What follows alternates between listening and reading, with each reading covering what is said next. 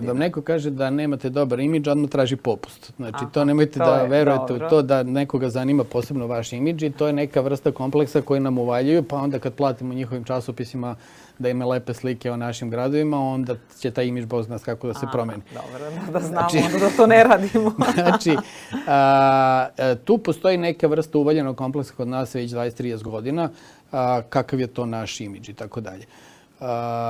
Ja sam naravno strašno bio podređen tom načinu razmišljenja i čitav niz tih od 2007. do 2014. dok sam vodio Kongresni biro u Srbiji, sve sam radio da bi mi kao popravili naš imidž i tako dalje.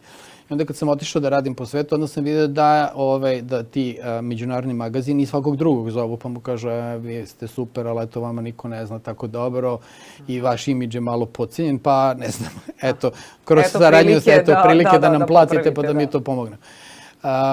Znači, nije to ništa što se ne dešava drugde.